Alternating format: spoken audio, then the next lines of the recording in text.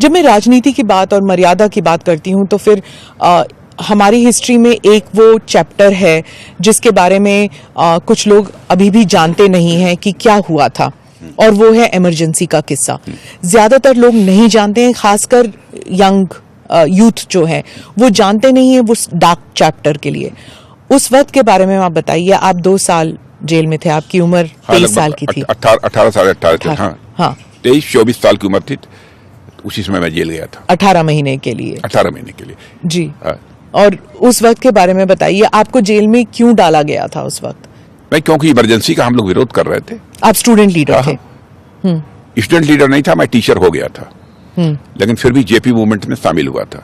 और उस समय सारी पॉलिटिकल पार्टीज ने मिलकर उसी हमको 24 साल की उम्र में ही जेपी मूवमेंट का कन्वीनर बनाया था, जिले का। मिर्जापुर सोनभद्र दोनों एक जिले हुआ करते थे, उसका मैं कन्वीनर था।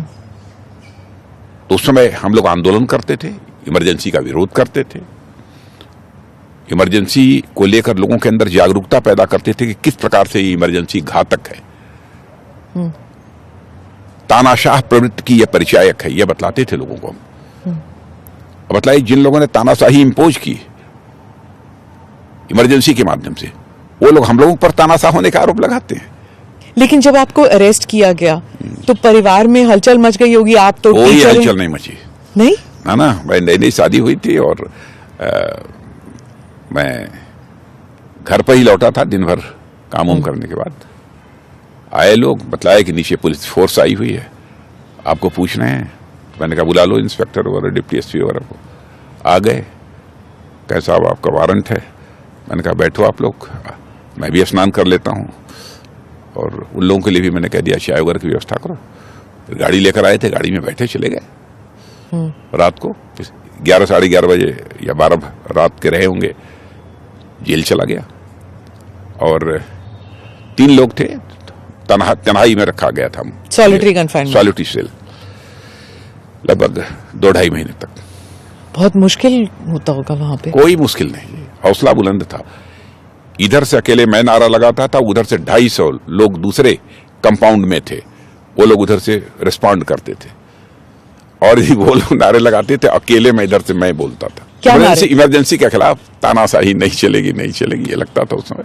तो उस साइड में कौन था आप जानते थे? नहीं, हमारे हाँ सब हमारे उसी जिले के लोग थे, जो कि इमरजेंसी के दौरान गिरफ्तार हुए थे। बहुत सारी पॉलिटिकल पार्टीज के लोग गिरफ्तार हुए थे उस समय। हाँ।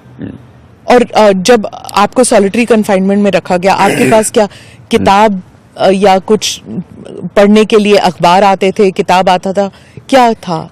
कैसे आप वक्त गुजारते थे वहां पर? उस समय पुस्तक वगैरह कुछ नहीं दी जाती थी। एक पीतल का तसला होता था, उसी में दाल दी जाती थी और वैसे ही हाथ पर रोटी दी जाती थी।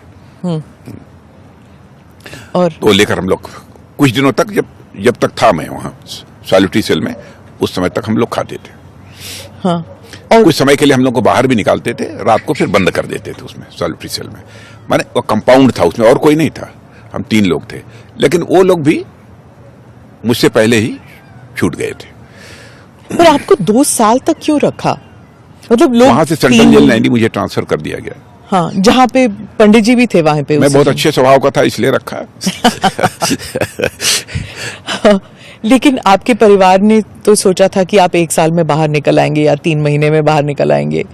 नहीं, जब डिस्ट्रिक्ट जेल मिर्जापुर से मेरा ट्रांसफर हो रहा था सेंट्रल जेल नैनी के लिए, तो सैकड़ों पुलिस थी, प्लेटफार्म के ऊपर लेकर गए थे मुझे लोग। तो मेरी माँ वगैरह में मिलने के लिए सब आए थे, लेकिन मेरी माँ ने उस समय भी कहा था कि बेटा चाहे जो कुछ भी हो गया, माफी मांग के मत आना। पुलिस के लोग रोने लगे। और आपकी माँ का निधन हुआ? वो तो इमरजेंसी जब 1 साल समाप्त होने लगी, तो हमारे एक चचेरे भाई हैं, गाजीपुर पोस्ट ग्रेजुएट कॉलेज में मैथमेटिक्स के लेक्चरर थे, तो उनसे पूछा, तो उन्होंने कहा कि भाई 1 साल हो गया, अभी अब तो आ जाएंगे। तो उन्होंने कहा कि नहीं माँ, 1 साल के लिए बढ़ गया, इमरजेंसी बढ़ गई। तो उसी समय उसके कारण जो है ब्रेन हैमरेज हो गया था। तो 27 दिन हॉस्पिटल में रही, डेथ हो गई। लेकिन मैं आ नहीं सका उसमें, मेरी रिहाई नहीं हुई, मुझे पेरोल भी नहीं दिया गया। क्रियाकर्म के लिए आपको बिल्कुल पेरोल नहीं दिया गया। मैंने अपना बाल वगैरह जो भी सिर का बनवाना था सब जेल में ही बनवाया था। क्रियाकर्म के लिए भी नहीं, आपको नहीं भेजा? नहीं, वो लोग हम लोगों के ऊपर तानाशाही का आरोप लगाते हैं, कल्पना करिए। तो फिर किसने किया था? अपने गिरेबान पे झांक कर नहीं देखते हैं लोग। मैं जो भाई वगैरह थे परिवार में उन लोगों ने किया। मैं नहीं पहुंच पाया। आप मिल नहीं सके? 27 दिन तक हॉस्पिटल में थी ब्रेन हेमरेज होने के बाद, माता आनंदबाई हॉस्पिटल वाराणसी में, फिर भी नहीं दिया। किसने मांगा था आपके लिए रिहाई के लिए? किसी ने अपील डाली थी? नहीं, लोगों ने कोशिश की कुछ समय के लिए छोड़ दिया जाए ताकि अपनी मां को देख ले, नहीं दिया। रक्षा मंत्री जी, कांग्रेस के मैनिफेस्टो में और राहुल गांधी भी कहते हैं कि अगर उनकी सरकार आती है तो अग्निवीर स्कीम जो है उसे रद्द कर दिया जाएगा। वो जानते हैं उनकी सरकार नहीं आने वाली है, इसलिए इस प्रकार के वादे कर रहे हैं। अग्निवीर को क्यों असमाप्त करना चाहते हैं? 18 साल की उम्र में हम नौजवानों का सिलेक्शन करते हैं और उसके बाद उनके हर प्रकार की एक अच्छा सैनिक बनाने के लिए उनको प्रशिक्षण दिया जाता है। बहुत सारी क्वालिटीज उनके अंदर डेवलप की जाती हैं, टेक्नोलॉजिकल जानकारी भी उनको दी जाती है और 4 साल के बाद यदि पूरी तरह से वेल स्किल्ड होकर जो वह निकलेंगे और उनको उनके हाथ में सर्टिफिकेट होगी और हाई स्कूल जब पास करते हैं तब वो अग्निवीर में शामिल होते हैं, इंटरमीडिएट के भी उनको सर्टिफिकेट प्राप्त होगी। जब 4 साल के बाद निकलेंगे तो उनके पास 14-15 लाख 15.5 लाख की धनराशि भी उनके हाथों में होगी। तो जो भी करना चाहेंगे करेंगे, उसमें 25% लोग रहेंगे वहां पर। वो और दूसरी चीज जी, जैसे जितनी हमारी पैरामिलिट्री फोर्सेज हैं उनमें ऐसे अपने अग्निवीर जवानों के लिए जो है रिजर्वेशन का प्रोविजन कर दिया है। केवल पैरामिलिट्री फोर्सेज में नहीं बल्कि अन्य कई ऐसी संस्थाएं हैं जिनमें कि उनको रिजर्वेशन दिया जाएगा। यहां तक कि कुछ प्राइवेट संस्थाओं ने भी कहा कि हम अग्निवीरों को अपने यहां रिजर्वेशन देंगे। यदि कोई काम करना चाहता है, कोई अपना रोजगार करना चाहता है, एक छोटी मोटी 14-15 लाख की धनराशि उसके हाथ में होगी, कुछ करना चाहता है तो कर भी सकता है और इंटरमीडिएट पास की सर्टिफिकेट भी उसको प्राप्त हो जाएगी। आगे पढ़ाई करना चाहता है, पढ़ाई भी कर सकता है। इस पर क्यों आपत्ति होनी चाहिए? भाई 18 साल की उम्र में वो भर्ती होगा, 4 साल के बाद यदि वहां से निकलता भी है तो 22 साल की उम्र तो रहेगी ना। इसके बाद तो आईएएस, ये यूनियन पब्लिक सर्विस कमीशन की कंपटीशन में भी बैठ सकता है, किसी भी कंपटीशन में बैठ सकता है। पर वो लेकिन यह तो देश के, यह तो सचमुच जवानों को गुमराह करने की कोशिश की जा रही है।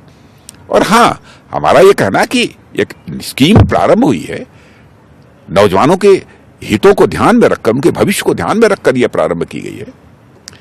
लगेगा कहीं पर कुछ और कुछ सुधार करने की जरूरत है तो उस पर भी विचार कभी किया जा सकता है।